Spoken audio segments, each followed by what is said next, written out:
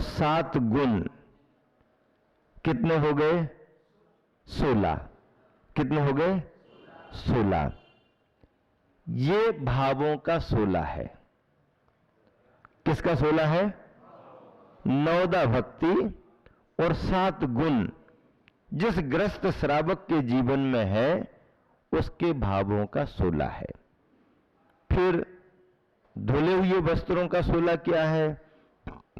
धुले हुए वस्त्रों का 16 भी व्यवहारिक मान्य 16 है, जिसे आपने बाहर से तैयार किया है।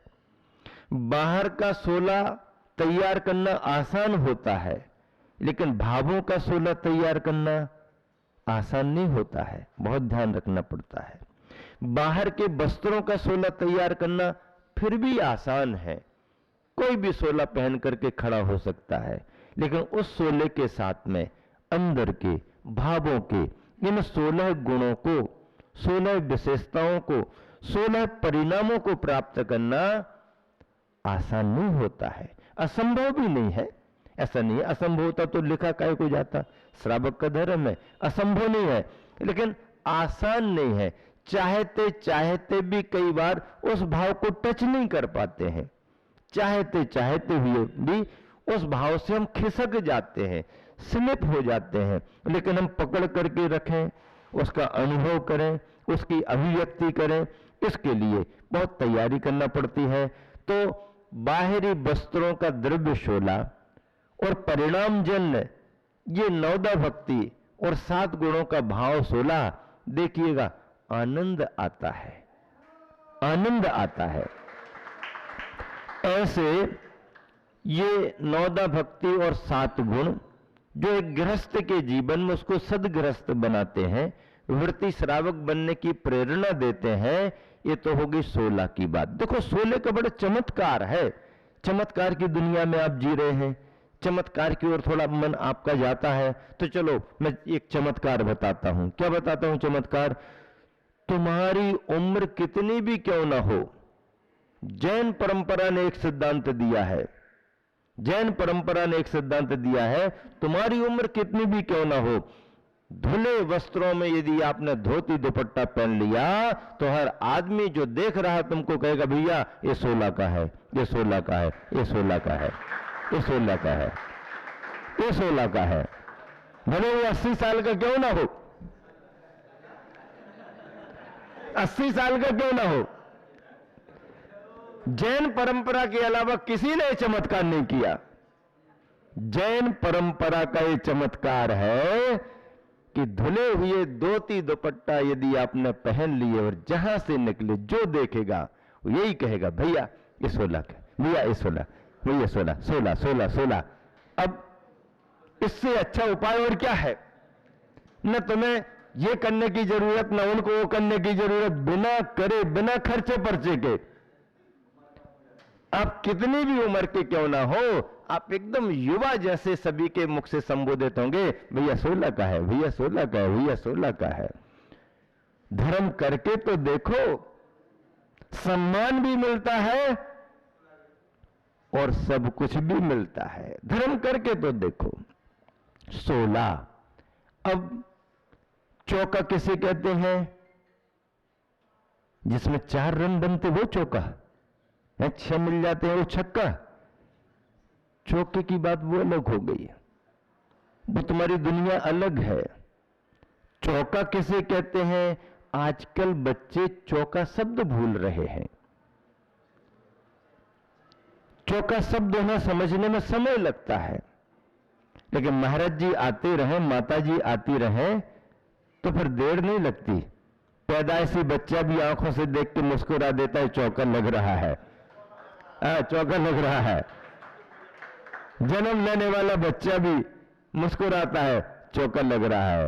हाँ आएंगे महाराज जी, क्योंकि वो सुनता तो रहता है ना, भले बोल नहीं पा रहा, समझता है। चौका, जैन परंपरा में चौका समझना आसान है, पर चौका कहते किसे हैं?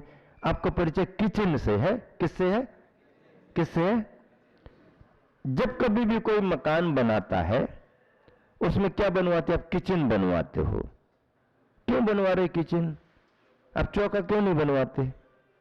चौका क्यों नहीं बनवाते? महाराज जी तो चौका और किचन तो एक ही है। एक ही है इसलिए तो मैं कह रहा हूं, जब एक ही है तो किचन क्यों कह करके बनवा रहे, उसे चौका कह करके बनवाओ ना। महाराज लोग पुराना समझने लगते हैं, क्या ये पुराने जमाने के है? पुराने जमाने के नहीं, महावीर भगवान के कोई भी सिद्धांत आउट ऑफ डेट नहीं है। महावीर भगवान के कोई भी सिद्धांत कितना भी कालखंड बीत जाए आज भी आउट ऑफ डेट नहीं है, बल्कि जब बात करो तरोताजा अप टू डेट है। अप टू डेट, एकदम अप टू डेट, कुछ भी साज सज्जा की जरूरत नहीं, जो है आज भी पर्याप्त है। कुछ जोड़ने की जरूरत नहीं, कोई घटाने की जरूरत नहीं, जोड़ घटाना से परे जो था आज भी है और आगे भी रहेगा, आगे भी रहेगा। महावीर भगवान के कोई भी सिद्धांत, तीर्थंकर भगवंतों के कोई भी सिद्धांत आप ये कह करके नकार नहीं सकते आउट ऑफ डेट हो चुके हैं। नहीं, आज भी जरूरत है उनकी, आज भी वो तरोताजा है, आज भी वह 16 की उम्र में 16 के दिखाई देते हैं। 16 की उम्र में 16 के दिखाई देते हैं। फिर हम अपने घर के किचन को रसोई घर क्यों ना कहें, चौका क्यों ना कहें? डिजाइन आप अपनी बना लो, सुविधा के अनुसार बना लो, जो पसंद हो वो कर लो, लेकिन उसे कहें तो कम से कम चौका, कहें तो कम से कम रसोई घर। रसोई घर कहोगे मन पर अलग संस्कार आएगा, चौका कहोगे दिन में 10 बार आप मुख से चौका निकालोगे अलग संस्कार आएगा, किचन कहोगे अलग संस्कार आएगा। शब्दों का संस्कार मन पर पड़ता है। आप खाना कहो मन में अलग संस्कार आएगा, खाना। आप भोजन कहो थोड़ा कुछ अलग दिखेगा, और आप आहार कहो और अलग समझ में आएगा। खाना, भोजन, आहार सामान वही हो सकता है, अभक्ष्य भले ना हो, भक्षी ही हो, लेकिन खाना कहोगे तो खाने की पद्धतियां दिखेंगी, भोजन कहोगे तो भोजन की पद्धति दिखेगी, आहार कहोगे तो आहार की विधि दिखेगी, विधि दिखेगी। संस्कारों पर फर्क पड़ता है, वातावरण अलग दिखता है, हाव भाव अलग हो जाते हैं। एक छोटे से छोटा बच्चा जिसको कोई भी धर्म का ज्ञान नहीं है, यदि उसके घर पर कुछ तैयार हो रहा है और कोई महाराज त्यागी तपस्वी माताजी पिच्छीधारी आ रहे हैं भोजन करने के लिए, तो वो बच्चा भी यदि कोई उससे पूछता है कि तुम्हारे यहां क्या हो रहा, तो क्या कहता है? हमारे यहां महाराज का आहार हो रहा। वो छोटा बच्चा आहार हो रहा है ये कहता, खाना खाने आए ये नहीं कहता, जबकि उसको कुछ पता नहीं है। क्यों? शब्द सुनते सुनते भाव पकड़ लिया। आहार, खाने में वही कल्चर, न दिन का भेद, न रात का भेद, न इसका न उसका, न भक्ष न भक्ष। खाना यानी खाना, खाना और पावन लगा दो तो दोनों में क्या है? दोनों में क्या बचा? खाने में क्या कल्चर है, खाने में क्या रीति रिवाज है, खाने में क्या मर्यादा है? खाना शब्द ही देसी नहीं है, खाना शब्द ही बाहर का है। जब खाना शब्द ही बाहर का है तो खाने के लिए जो खाएगा वो खाने से लेके पाखाने तक के वही संस्कार पाएगा, वही संस्कार पाएगा। उसके लिए भारतीय संस्कृति के संस्कार मिलेंगे कहां से? तो खाना, खाना बंद करो। खाने पर बुलाया है, खाने पर गए थे, खाने पर गए थे, खाने पर बुलाया है, एकदम बिल्कुल एडवांस, हाँ, गेट टुगेदर, और उसके बाद में फिर गेट टुगेदर। तो ये जो कहां कहां के गेट टुगेदर है, सप्ताह में एक दिन है, पिकनिक पॉइंट, और क्या है ये सब? परिवार के साथ जाओ, परिवार के साथ खाओ, इष्ट मित्रों को बुलाओ। रीति रिवाज जिनके एक से होते हैं, रीति रिवाज जिनके एक से होते हैं, उनमें खाने में समरसता आती है। और रीति रिवाज एक से नहीं है तो खान पान में मेल मिलाप नहीं करना। रीति रिवाज एक से होना, चलन संस्कार परंपराओं की नियमावली एक सी यदि है, आप किसी के साथ भी बैठ करके भोजन करो, किसी को भी कराओ। रीति रिवाजों में भिन्नता है, खान पान का मेल मिलाप नहीं करना। और यदि आपने मेल मिलाप कर लिया तो घाल मेल हो जाएगा, जो आज घाल मेल चल रहा है। बहुत दुष्परिणाम इसके आ रहे हैं, बहुत दुष्परिणाम इसके आ रहे हैं। इसलिए इससे बचना, खाना नहीं, भोजन। भोजन सात्विकता है, भले शुद्ध नहीं है, भले शुद्ध नहीं है। ब्रह्मचारी को आप नहीं करा सकते, त्यागी वृत्ति को नहीं करा सकते। आपका भोजन शुद्ध नहीं है, लेकिन अभक्ष तो नहीं है ना, अभक्ष से तो बचे हैं। शुद्ध नहीं है तो अभक्ष भी नहीं है, अभक्ष कोटि का भी नहीं है वो भोजन। भोजन सात्विकता का प्रतीक है, भोजन शालीनता का प्रतीक है, भोजन मर्यादा का प्रतीक है। मर्यादा शालीनता जहां भी हो वो भोजन है। और आहार सात्विकता, शालीनता, मर्यादा तो है ही, उसके साथ पवित्रता भी है। पवित्रता, पवित्रता जीवन का सबसे बड़ा धर्म है। खाने में पवित्रता होना, सोचने में विचारने में पवित्रता होना, और अपना कर्म करने में, कार्य करने में पवित्रता होना। जहां पर विचार पवित्र होते हैं, जहां पर भोजन पवित्र होता है, जिस व्यक्ति के जीवन का कर्म पवित्र होता है, उसका जीवन परम पवित्र भगवंतों जैसा बन जाता है, भगवंतों जैसा बन जाता है, परम पवित्रता से जुड़ता है। तो चौका किसे कहते हैं? जहां पर चार बातों का ध्यान रखा जाए सो चौका। चार बातों का ध्यान। कैसी चार बातें? कौन कौन सी चार बातें? चार बातों में द्रव्य शुद्धि, क्षेत्र शुद्धि, काल शुद्धि, भाव शुद्धि। जो चार को करे सो चौका, चार को करे सो चौका। द्रव्य शुद्धि, शरीर की शुद्धियां होना। आज के समय में आधुनिकता के चक्कर में या अजानकारी में या लापरवाही से रसोई घर की महिलाओं की शुद्धियां भी खत्म होने लगी।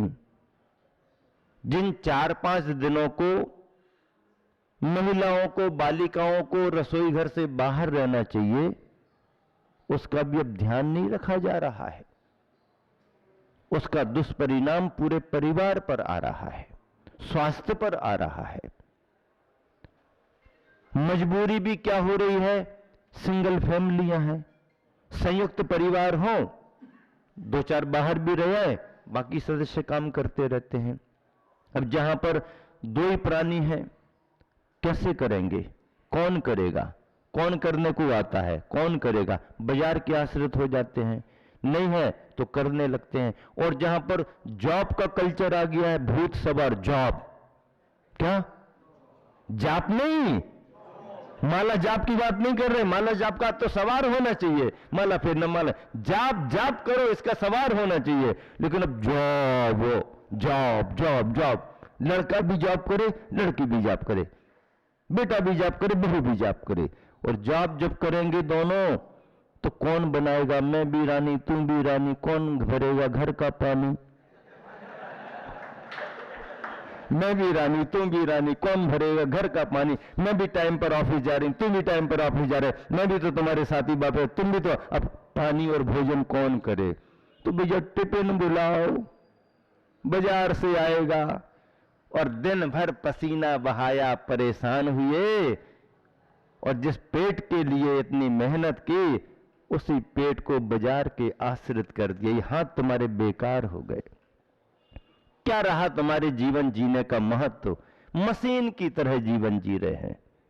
मशीन की तरह जीवन जीना कोई सुख नहीं है, केवल यंत्र बनकर के काम कर रहे हैं। आदमी, जिंदा आदमी का सुख नहीं है, जिंदा आदमी का सुख नहीं है, मशीन है। कौन करेगा काम? ये समस्याएं आ रही हैं, और इसीलिए अशुद्धियों का भी ध्यान नहीं रख रहे, और किचन, रसोई घर सब एक हो रहे। ये तो मुनिराज आते हैं, माता जी आती हैं, प्रेरणा देते हैं, प्रवचन देते हैं, समझाते हैं। तो जैन समाज इन सब में आज भी सावधानी बरत रही है।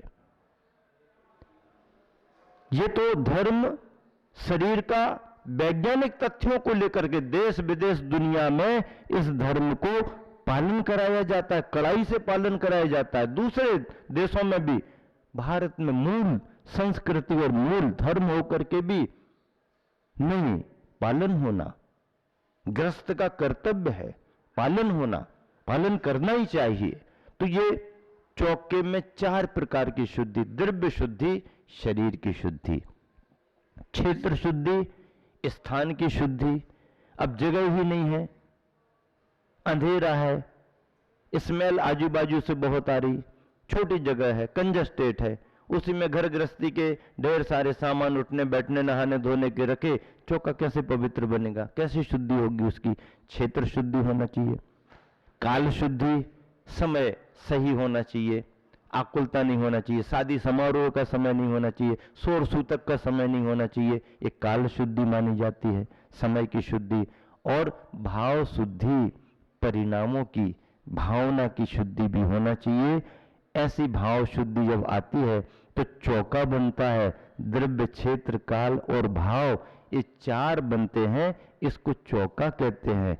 इन 4 भावों की पवित्रता से जो भोजन तैयार होता है वो भोजन शुद्ध और आहार की श्रेणी में आता है। चौके में 4 शुद्धियां हैं। फिर 16 क्या है? इन 4 को एक एक के 4 और है, एक एक के 4 और है। जैसे द्रव्य शुद्धि, द्रव्य शुद्धि में अन्न की शुद्धि, जल की शुद्धि, अग्नि की शुद्धि और भोजन बनाने वाले की शुद्धि। द्रव्य शुद्धि मतलब सामग्री की शुद्धि, द्रव्य शुद्धि में अन्न की शुद्धि, सामग्री में अन्न आता है।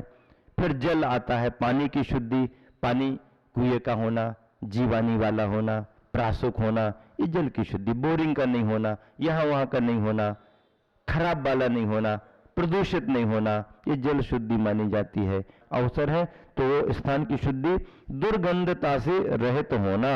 और अंत में काल शुद्धि, तीसरे नंबर, काल शुद्धि, ग्रहण काल ना हो, शोक का काल ना हो, रात्रि काल ना हो, उत्सव आदि व्यस्तता का काल ना हो। और भाव शुद्धि में वात्सल्य भाव, करुणा का भाव, विनय का भाव, दान का भाव। इस तरह से ये सभी एक एक के 4 भेद मिलाने से 4 चौको 16 समझ में आया कि नहीं आया? ये 16 है, चौका भी समझ में आ गया, 16 भी समझ में आ गया। और इस तरह से उत्तम पात्र मुनिराज, मध्यम पात्र में वृत्तिजन, सामान्य पात्र, ये सभी के लिए दाता दान पात्र का महत्व है। तो इस तरह से आज आपके लिए पूरा का पूरा समय दाता दान दे और पात्र आदि को लेकर के रखा गया। शेष चर्चा आगे होगी। महावीर भगवान की जय।